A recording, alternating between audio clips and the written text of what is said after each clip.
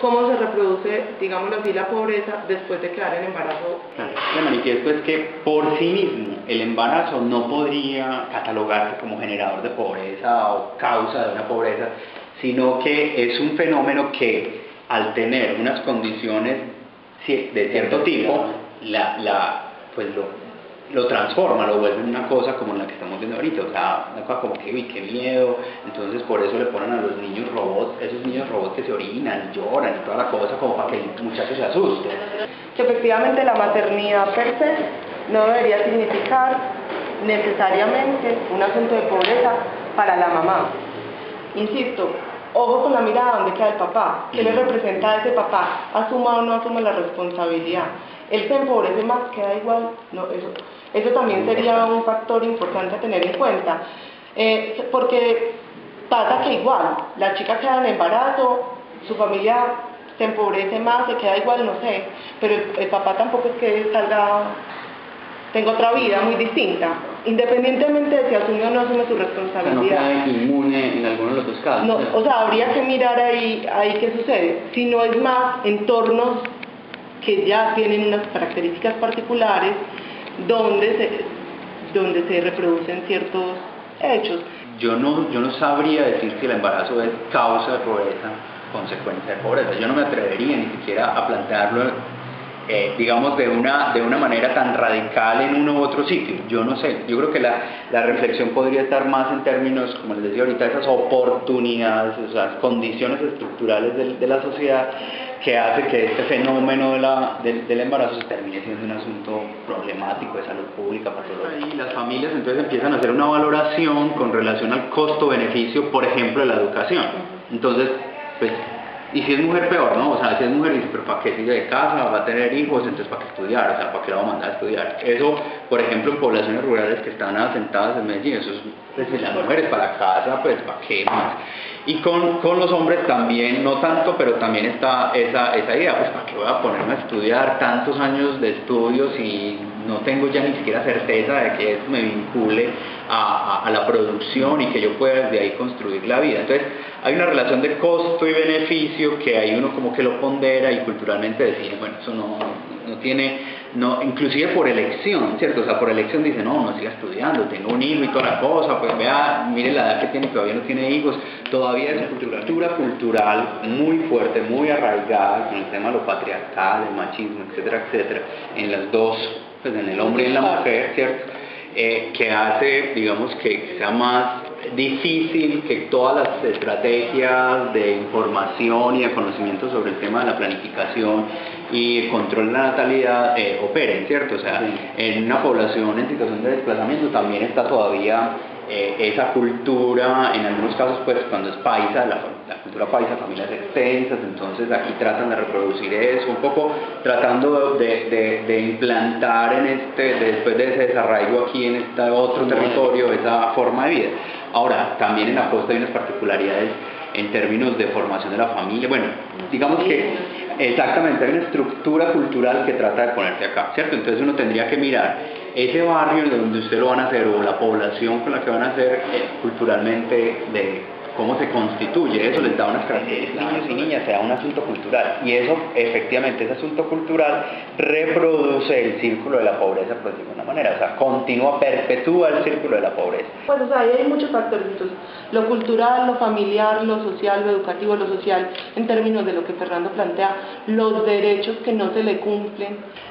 Un poco lo que llama la atención es que en sí mismo no podemos demonizar el tema del embarazo como tal. O sea, el embarazo es el que nos genera pobreza. No, creo que hay unas condiciones estructurales de la sociedad y del Estado en términos de garantía de derechos que hace que esas situaciones que son, digamos, fenómenos normales de la sociedad, pues en un embarazo de alguien a temprana edad, se vuelvan efectivamente un asunto inclusive, como es tratado en esta ciudad, patológico.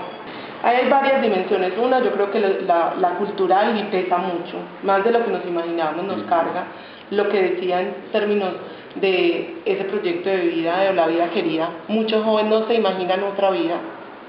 ¿Para qué si es que efectivamente, si máximo me voy para la construcción? Y las mujeres dicen, si para los hombres es complicado imaginarse un proyecto laboral y profesional, para las mujeres lo es más, porque además no hay muchos referentes. Entonces, es el que me queda también. Y el que me queda hace que usted se paralice a veces, inclusive. No tiene una mamá o un familiar que le muestre, no, mi hija. Una cosa es que yo tenga 18 años, que soy joven todavía, 17, ¿cierto? 16, y quede en embarazo. Y otra cosa es que sea un adolescente de 14 años o de 13 años. O sea, yo no puedo tratar a un adolescente de 14 y 13 años de la misma manera como un adolescente de 15, 16, porque es que si una niña, está en embarazo a los 14 años, eso es un delito. O sea, si el papá o quien es mayor de edad. Entonces, eso es violación, eso no es embarazo adolescente. A ver con ella y crúcese con este, y eso también termina siendo un delito, sí, son menores de 14 años. Pero más adelante también puede ser un delito porque también termina siendo un ejercicio de prostitución. Y detrás de una prostitución hay dos personas implicadas, el proxeneta normalmente y quien paga el servicio. Solo que aquí la carga se la ponen a la mujer. Y no, es que para que yo me prostituya requiero otro que pague. Una mamá que está en el Popular 1, que no tiene trabajo, que no tiene servicio de salud, o que es precario, que la casa se le está cayendo, que es desplazada, ¿sí? ¿Tiene la libertad para decidir ser mamá o no? Sí, eso es un asunto de libertades en términos de enfoque. Una mamá, una niña que está presionada por el novio grandote o por el novio jefe de la banda o por el novio, psicológicamente, está en libertad de decidir que quiere tener un hijo o no. O sea, hay libertad, o sea, libre en tanto pueda decidir, pero libremente, o sea, sin presión, yo con capacidad de decisión. Y para poder decidir necesito dos cosas: condiciones y digamos que la madurez psicológica, social y cultural para poder tomar esa decisión, ¿cierto? Si a mí me está presionando lo económico, si a mí me está presionando políticamente o culturalmente, pues libertad. O sea, si uno de ustedes en este momento hay alguien que le está diciendo, la familia, pero usted se está volviendo viejo, mire, si no se casa y no tiene un hijo, no le da la herencia, pues ahí hay un asunto psicológico que te está empujando hacia eso.